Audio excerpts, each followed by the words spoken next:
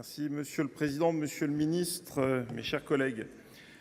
À l'heure où l'on s'interroge sur le nombre important de maires ne souhaitant pas se représenter, ce texte est une bouffée d'air frais et j'en profite pour remercier les auteurs et rapporteurs. Évidemment, le ZAN était rédhibitoire pour les élus locaux. Nous ne pouvons que nous réjouir que le Sénat ait pu faire entendre sa voix et porter celle des élus.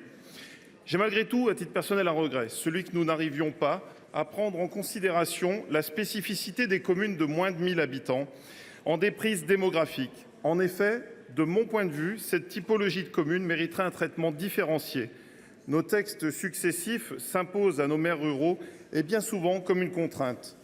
Comment peut-on dire à un maire rural qu'il ne doit pas consommer de foncier alors qu'il perd ses jeunes populations, ses artisans et globalement la vie de sa commune, école, commerce, uniquement parce qu'il ne dispose plus de surface constructible quand la demande est là? De mon point de vue, je le redis, les moins de 1 000 en déprise devraient alors avoir une plus grande liberté d'agir dans ce domaine. D'un point de vue plus général, ce texte est bon, mais attention, il devra être expliqué en territoire pour faire entendre que malgré tout, les objectifs de réduction de consommation foncière à horizon 2050 seront maintenus. Il me semble indispensable de bien l'expliquer à nos élus qui pourraient comprendre un message tronqué à travers ce texte. Oui, il est une réelle avancée. Non, il n'est pas la porte ouverte au retour à une consommation foncière effrénée. L'objectif 2050, prévu dans la loi Climat et Résilience, est indispensable. Mais il faut pouvoir le mettre en place en s'adaptant aux réalités de terrain. Soyons pragmatiques.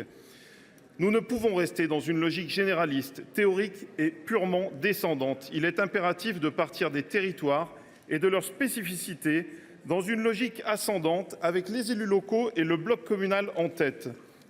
Ces derniers, toujours en première ligne, se trouvent constamment confrontés à des injonctions contradictoires. À la fois stopper l'artificialisation des sols, mais relancer l'industrialisation du pays. Renforcer la souveraineté alimentaire, mais considérer les bâtiments agricoles comme de l'artificialisation. Limiter la construction, mais augmenter l'offre de logements sociaux. Protéger l'environnement, mais freiner le développement des infrastructures liées à la production d'énergie renouvelable. Nous refusons des règles qui créent des territoires à deux vitesses, accélérant le développement de certains et freinant celui des autres. Qu'il s'agisse de pôles urbanisés ou de territoires ruraux, tous doivent pouvoir mener une politique de développement adaptée. Et pour cela, il est donc crucial de renforcer le bloc communal au sein des gouvernances de politiques de sobriété foncière. Les élus doivent être replacés au cœur des décisions pour garantir un aménagement équilibré et pertinent pour leur territoire. Nous avons une responsabilité collective, celle d'assurer un avenir durable à nos territoires sans sacrifier leur dynamisme et leur attractivité.